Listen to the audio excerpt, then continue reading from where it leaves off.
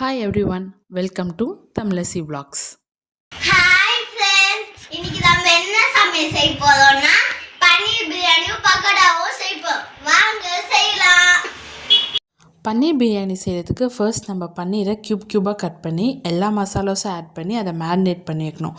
ஒரு 15 மினிட்ஸ் அது நல்லா ஊறணும். ஃபர்ஸ்ட் நம்ம பன்னீரை மேரினேட் பண்ணுறதுக்கு தேவையான அளவு உப்பு, மஞ்சத்தூள், வெறும் மிளகாத்தூள், இஞ்சி பூண்டு பேஸ்ட்டு, தேவையான அளவு தயிர் எல்லாத்தையும் போட்டு நல்லா பிசைஞ்சு ஒரு 15 மினிட்ஸ் ஊறின பிறகு அதை தவாவில் டோஸ்ட் பண்ணி எடுக்கணும். டோஸ்ட் பண்ணிவிட்டு அதை கிட்ஸுக்கு நம்ம லஞ்சுக்கு சைடிஷாகவும் கொடுக்கலாம். நல்லா விரும்பியாக சாப்பிடுவாங்க கிட்ஸ் ரொம்ப.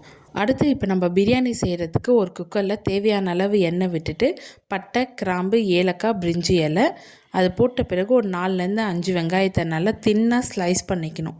ஸ்லைஸ் பண்ணி அது நல்லா ஒரு கண்ணாடி பதம் வந்த உடனே ஒரு 3 பச்சை மிளகா, ஒரு கைப்பிடி புதினா இலையை போட்டு நல்லா வதக்கணும். பிரியாணிக்கு நல்லா ஒரு பெஸ்ட்டு காம்போவே எக்கு தான். அது இல்லாமல் எப்படி இருக்கும்? அதனால் சைடில் முட்டையும் வேக வச்சாச்சு. வெங்காயம் நல்லா வதக்கின பிறகு 4 தக்காளியும் போட்டு அதையும் நல்லா வதக்கின பிறகு 1 டேபிள் ஸ்பூன் இஞ்சி பூண்டு பேஸ்ட் போட்டுட்டு கொஞ்சோண்டு தயிர் ஊற்றிட்டு 1/2 டேபிள் ஸ்பூன் மஞ்சத்தூள் போட்டு 2 டேபிள் ஸ்பூன் வெறும் மிளகாத்தூளும் 1 டேபிள் ஸ்பூன் பிரியாணி மசாலா போட்டுட்டு இதுக்கு தேவையான அளவு உப்பு போட்டுட்டு 1 டம்ளர் அரிசிக்கு 2 டம்ளர் தண்ணி ஊற்றணும். அதுக்கேற்ற மாதிரி அளவு தண்ணி ஊற்றிட்டு நல்லா கொதிக்க விடணும். அப்படியே இந்த சைட் பார்த்தீங்கன்னா நம்ம மேரினேட் பண்ணி வச்சுருக்க பன்னீரை ஒரு தவாவில் தேவையான அளவு ஆயில் ஊற்றிட்டு அந்த பன்னீரை நல்லா டோஸ்ட் பண்ணி எடுக்கணும். இப்போ பிரியாணிக்கு நல்லா தண்ணி கொதிச்சிச்சு.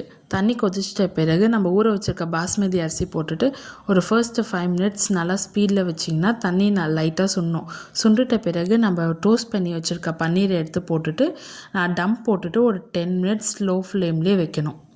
10 மினிட்ஸ்க்கு அப்புறமேட்டுக்கா ஸ்டவ்வை ஆஃப் பண்ணிவிட்டு இன்னொரு 10 மினிட்ஸ் அப்படியே டம்லேயே இருக்கட்டும்.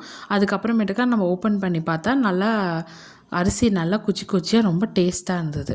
அடுத்த ரெசிபி என்னென்னா வெங்காய பக்கோடா செய்கிறது ரொம்ப ஈஸி. வெங்காய பக்கோடா நம்ம மோஸ்ட்லி ஈவினிங் ஸ்நாக்ஸ்க்காக தான் செய்வோம். இப்போ சம்டைம்ஸ் நம்ம வீட்டில் காய்கறி இல்லை, ஸோ சைட் டிஷ்க்கு எதுவுமே இல்லைன்னா இந்த வெங்காய பக்கோடாவை ட்ரை பண்ணி பாருங்கள். டேஸ்ட் ரொம்ப நல்லா இருந்தது. இந்த வெங்காய பக்கோடா எப்படி செய்கிறதுனா அதேமாரி ஒரு 4 பெரிய வெங்காயத்தை நல்லா தின் ஸ்லைசஸாக நம்ம பிரியாணிக்கு எப்படி அறிவோமோ அதேமாரி அரிஞ்சு வச்சுட்டு இதுக்கு தேவையான அளவு உப்பு, கடலை மாவு, அரிசி மாவு, வெறும் மிளகாத்தூள், பெருங்காயத்தூள், அப்புறம் கொஞ்சோண்டு நல்லா பிச்சு போட்ட கருவேப்பிலை. இந்த வெங்காய பக்கோடாவை நம்ம மேரினேட் பண்ணி வச்சுருக்க திங்ஸ் எல்லாத்தையும் போட்டு ஊற வைக்கணுன்ற அவசியம் இல்லை. உடனே நம்ம இன்ஸ்டண்ட்டாக செய்கிற மாதிரி தான் உடனே நம்ம செஞ்சிடலாம். இதுக்கு நம்ம கடாயில் தேவையான அளவு எண்ணெய் விட்டுட்டு எண்ணெய் நல்லா காஞ்ச பிறகு கொஞ்சம் கொஞ்சமாக நம்ம கிள்ளி எடுத்து அந்த வெங்காய பக்கோடாவை போடணும். அதை 2 சைடு நல்லா திருப்பி போட்டு வெந்த பிறகு வெங்காய பக்கோடாவை எடுத்துடணும். பன்னீர் பிரியாணியும் பகோடாவும் தயிர் பச்சடியும் வச்சு சாப்பிட்டு பாருங்க, சூப்பராக இருக்கும். இந்த மாதிரி ஹோம் ஸ்டைல் ரெசிபிஸ் வேணுன்னா மறக்காமல் தமிழசி விலாக்ஸை சப்ஸ்கிரைப் பண்ணிக்கோங்க. லைக் பண்ணுங்கள், ஷேர் பண்ணுங்கள், கமெண்ட் பண்ணுங்கள். Bye bye. See you in the next video. Thank you.